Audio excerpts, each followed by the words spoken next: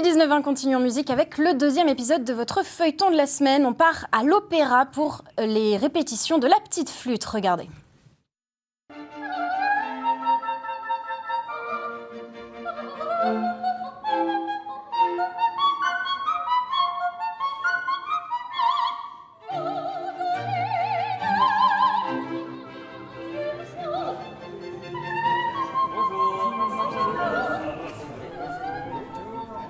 Alors bonjour à tous. Voilà l'orchestre de Reims, c'est le plus simple déjà. Deuxième jour de répétition et première rencontre entre l'orchestre et les chanteurs de La Petite Flûte. Chacun doit trouver de nouveaux repères lors du filage. Dans 24 heures, la première représentation aura lieu. Dès qu'il y a un souci, dès qu'il y a quelque chose, on s'arrête. N'hésitez pas, on n'a pas le temps de faire trop de politesse. Soyez courtois, mais pas trop polis.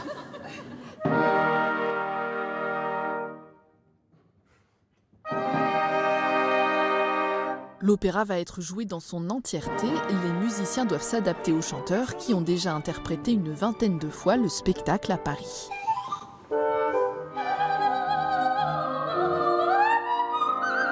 C'est à nous de nous mettre tout de suite au niveau, en même temps de proposer des nouvelles choses pour que ça continue à avancer pour eux, et puis que c'est un peu revivifiant, rafraîchissant d'avoir des nouvelles indications, et en même temps de ne pas les mettre en danger. Donc du coup c'est ça qu'on cherche, et pour l'orchestre, d'entendre ce qui se passe, de prendre en vite comment ça se passe les tempi, vite comment ça se passe les nuances, comment on doit s'adapter.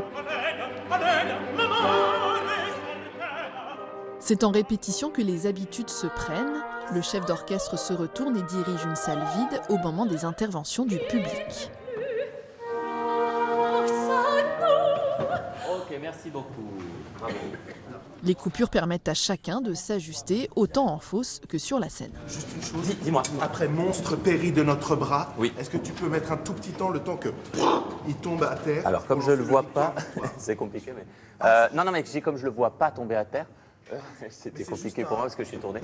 Mais il y a pas de problème. Donc de notre bras, je vais couper, je vais redonner un départ. D'accord? On est obligé pour la scène.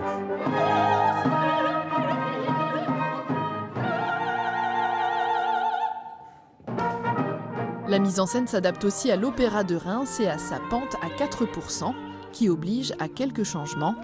Mais le grand absent reste le public.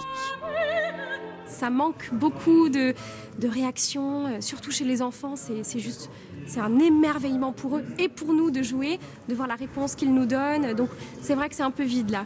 On sait qu'il y a des interactions, on sait que le public doit chanter des morceaux, mais nous on s'est débrouillé aussi pour qu'à chaque fois, un interprète au moins chante la partie du public.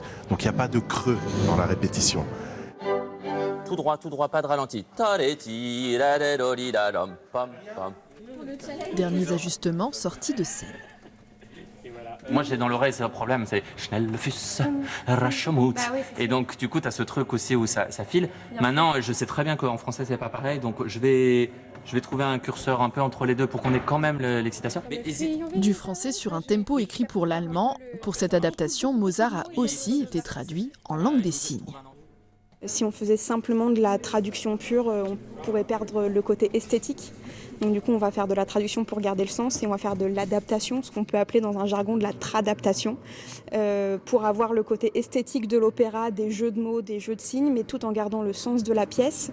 Lors de 2 représentations, Pauline et Julie traduiront les textes et Christelle interprétera en chant-signe les parties du public. Petite particularité, Christelle est atteinte de surdité. Le chant-signe, on vient ajouter vraiment la notion de rythme. Le rythme, qu'est-ce qu'il exprime? Qu'est-ce que ça vient donner en termes d'intensité d'émotion? Par exemple, quelque chose qui est du drame, de la mort, de la colère. En fait, l'interprète va donner les informations en utilisant du vocabulaire. Nous, on va venir étoffer vraiment le corps pour montrer les émotions. Demain, nous suivrons Christelle pour un atelier de chant-signe avec des enfants malentendants.